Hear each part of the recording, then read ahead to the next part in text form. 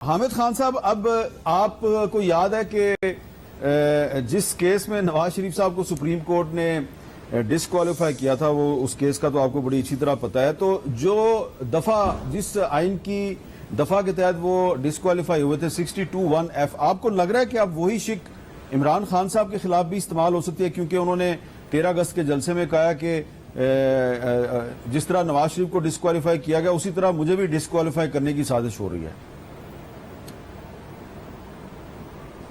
دیکھیے، یہ ان کا امپریشن ہے اور بظاہر باتوں سے ہی نظر آ رہا ہے کہ ان کو ڈسکوالیفائی کرانے کی کوشش ہو رہی ہے، یہ کی جائے گی، جس کا اندیشے کا انہوں نے اظہار کیا ہے۔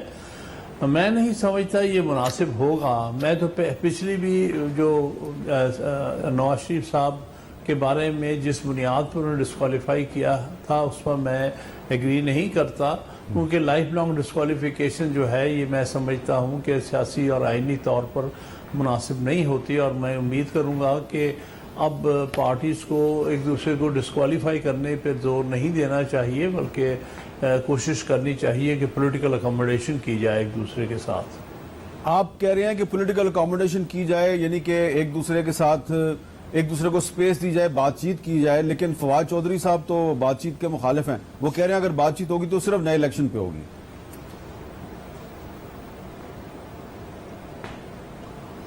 اس کا جواب میں دوں؟ جی، میں نے حامد خان صاحب آپ ہی سے پوچھا ہے۔ نہیں، میں اس کا کوئی جواب دینا نہیں چاہتا۔ اچھا، یہ بتائیں کہ حامد خان صاحب، آپ کو لگ رہا ہے کہ توشہ خانہ کیس جو ہے وہ بھی عمران خان صاحب کے لیے کوئی خطرہ بن سکتا ہے؟ دیکھیے، خطرہ تو کوئی بھی بن سکتا ہوگا، لیکن میرے نزدیک کیس کا اس نوعیت کا نہیں ہے جس سے ڈسکوالیفیکیشن ہو یا کچھ ہو۔ بہرحال وہ تو جب فیکٹس سامنے آئیں گے، دیکھیں نا، ابھی تو سارے فیکٹس بھی سامنے نہیں آئے۔ جی، اور دوسری بات یہ ہے کہ ڈسکوالیفیکیشن کا کویسچن جو ہے وہ عدالت کے سامنے ہوتا ہے، کیونکہ یہ تو آرٹیکل 62(1)(f) میں بھی انہوں نے گنجائش رکھی ہے کہ ڈسکوالیفیکیشن جو ہے یا کوئی جوڈیشل ورڈکٹ جو 62(1)(f) کا ہے وہ عدالتی ورڈکٹ ہونا چاہیے، عدالت کے ورڈکٹ کی ہی بنیاد پر، اور وہ ورڈکٹ جو کہ فائنل ہو چکا ہو اس کی بنیاد پر ہی کسی شخص کو ڈسکوالیفائڈ تصور کیا جا سکتا ہے۔ کامل علی آغا صاحب، آپ کو لگ رہا ہے کہ توشہ خانہ کیس جو ہے یہ کوئی خطرہ بن سکتا ہے عمران خان صاحب کے لیے؟ یہ خطرہ اگر عمران خان صاحب کے لیے بن سکتا ہے تو یہ میاں نواز شریف صاحب کے لیے بہت بڑا خطرہ ہے۔ اچھا، زرداری صاحب کے لیے اس سے بھی بڑا خطرہ ہے، کیونکہ یہ توشہ خانہ جو ہے جتنا باری مقدار میں اور قیمتی جو اگر آپ کہیں کہ مالیتی لحاظ سے بڑا جو پھر اس میں نقصان اگر ہوا ہے کہیں تو وہ ان دو شخصیات کی وجہ سے ہوا ہے۔ انہوں نے تو کنٹینیوسلی ہر بار ہی اس کو انجوائے کیا ہوا ہے نا، یہ تو کوئی انگوٹھیاں اور گھڑی کی بات ہے نا، اور اس میں میں سمجھتا ہوں قانون موجود ہے کہ آپ اس کو خرید سکتے ہیں۔ ایک خاص فکس اماؤنٹ ہوتی ہے جو اس کا تعین ہوتا ہے، باقاعدہ کمیٹی ہے اس کا تعین کرتی ہے، اس کے بعد پھر وہ آپ اس کو خریدتے ہیں، اس کی پیمنٹ کرتے ہیں، تو وہ سب کچھ کلیئر ہو جاتا ہے، قانونی طور پہ ہوتا ہے۔ اس کے بعد آپ کی ملکیت بن گئی، آپ اس کو بیچ لیں، آپ اس کو رکھ لیں، آپ اس کو اپنے بھائی کو دے دیں، اپنے کزن کو دے دیں، کسی ورکر کو دے دیں، یہ آپ کی مرضی ہے۔ تو محسن شاہ نواز رانجھا صاحب، آپ نے تو ریفرنس فائل کر دیا تھرو اسپیکر قومی اسمبلی، تو اس میں آپ کیسے ثابت کریں گے؟ آغا صاحب کہہ رہے ہیں کہ قانون موجود ہے، آپ خرید سکتے ہیں، قانون کے مطابق خرید سکتے ہیں آپ۔ دیکھیں، جو ہمارا بنیادی سوال ہے نا وہ یہ ہے کہ خرید تو ہر کوئی سکتا ہے، 20% جمع کرا دے، 50% جمع کرا دے۔ جو ہم نے ریفرنس دائر کیا نا وہ تو ہم نے اس پہ کیا کہ انہوں نے جھوٹ بولا ہے۔ کیا جھوٹ بولا ہے؟ انہوں نے جھوٹ یہ بولا ہے کہ توشہ خانہ سے انہوں نے جتنے تحائف لیے ہیں وہ اپنا جو الیکشن کمیشن کا جو گوشوارہ ہے اس میں ظاہر نہیں کیے۔ ہم اس کیس کو کس طرح دیکھ رہے ہیں؟ ہم دیکھ رہے ہیں اب بہت جلد مجھے لگ رہا ہے کہ قومی کرکٹر عمران خان صاحب بھی ثاقب نثار کے فیصلے سے فیض یاب ہونے جا رہے ہیں، بہت جلد مجھے نظر آ رہا ہے، قانون کا طالب علم ہونے کی حیثیت سے، کہ نواز شریف صاحب کے اوپر کیس کیا بنایا کہ پاناما سے کہانی شروع ہوئی، پہلے اربوں کی کرپشن سے ہوئی، آتی اقامہ پہ ختم ہوئی، اور اقامہ میں نواز شریف نے اقامہ ظاہر کیا ہوا تھا، اور اقامہ میں نواز شریف کو کہا جی آپ نے اقامہ، ان کا اقامہ تو میں نے ظاہر کیا، انہوں نے کہا نہیں تنخواہ جو لینی تھی وہ تم نے اپنے گوشوارے میں نہیں لکھی راجہ صاحب وہ آپ پرانی اس میں چلے گئے. اب یہ میرے سامنے ہے یہ توشہ خانہ کیس میں جو آپ نے جو فہرست لگائی ہے، جو اشیاء عمران خان صاحب پہ الزام ہے کہ انہوں نے خریدی اور ڈکلیئر نہیں کی.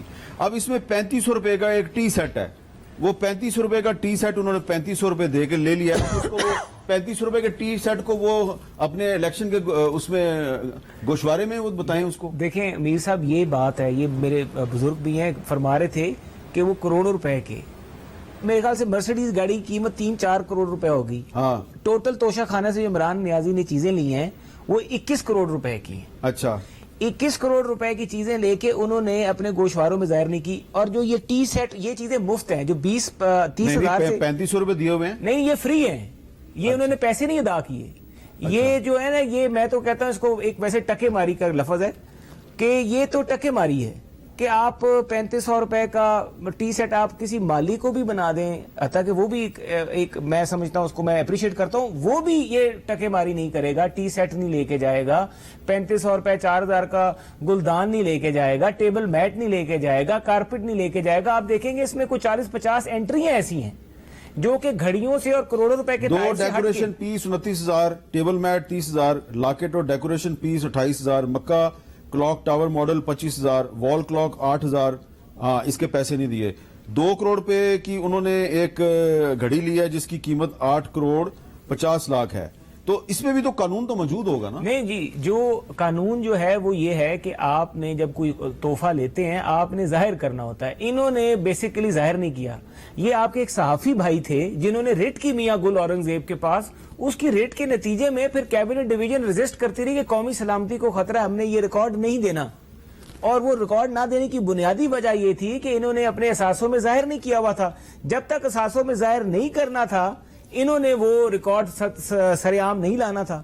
اور جب انہوں نے احساسوں میں پتہ لگ گیا کہ اب یہ روک نہیں سک رہے تو اب یہ 2021 کا ہے نا، یہ 2021 کا ہے. یہ گوشوارہ جو ہے، یہ ریفرنس جو گوشوارہ جو ہے یہ 18-19 کا ہے. اچھا 18-19 اس گوشوارے میں انہوں نے 12-13 کروڑ روپے کی جو تو چیزیں آپ کہہ رہے ہیں انہوں نے پچھلے سال 2021 کا جو گوشوارہ ہے اس میں اس کو نہیں بتایا. انہوں نے اس کو 18-19 میں نہیں بتایا، جو پہلا سال میں نے نکالا ہے اس کے بیچ میں ان کا نہیں نکلا. ابھی میں نے کل دوسرا سال نکلوایا، الیکشن کمیشن سے مجھے حاصل ہوا ہے، 19-20 میں بھی انہوں نے نہیں بتایا. اچھا. یہ جتنے تحائف لیے انہوں نے پیسے جمع کرائے ہیں، پیسے جمع کرائے ہیں، رسیدیں بھی موجود ہیں. ابھی آپ یا تو بتائیں نا کہ 10 کروڑ کی گھڑی انہوں نے 5 کروڑ میں بیچ دی، مال مفت دل بحرم، کہ 10 کروڑ کی گھڑی ہے اس کی ایویلویشن ہوئی ہے کہ یہ 10 کروڑ میں بک سکتی ہے، وہ 5 کروڑ میں تو آپ آپ بیچ یہ رہے کہہ ہیں. رہے ہیں کہ یہ صادق اور امین نہیں ہے. سر یہ ہم تو یہی کہہ رہے ہیں کہ جھوٹے ہیں. یہ صادق امین کا سرٹیفکیٹ جو ان کو دیا تو گیا، آپ اگر وہ آپ کر دیں، اس کو ڈکلیئر آپ کر دیں. اب تو فائدہ نہیں ہے. نواز شریف صاحب نے تو اپنے اقامہ ڈکلیئر کیا تھا. جو میں یہ تو کہتا ہوں ثاقب نثار کے فیصلے سے اب عمران خان فیض یاب ہونے جا رہا ہے. اچھا اب حامد خان صاحب یہ جو ڈیٹیل بتائی ہے انہوں نے محسن شاہ نواز رانجھا صاحب نے، تو کیا اس کی روشنی میں آپ سمجھتے ہیں کہ 62(1)(f) لگ سکتی ہے عمران خان صاحب پہ؟ میں تو نہیں سمجھتا کہ یہ لگ سکتی ہے، کیونکہ بہت ساری چیزیں ہوتی ہیں، ایک آدمی مس بھی کر سکتا ہے. سب سے اہم چیز یہ ہے کہ کوئی بات چھپانے سے کیا ان کو بڑا لمبا چوڑا فائدہ ہو سکتا تھا کہ نہیں ہو سکتا. یہ بہرحال یہ تو وقت کے ساتھ ساتھ معاملات سامنے آئیں گے.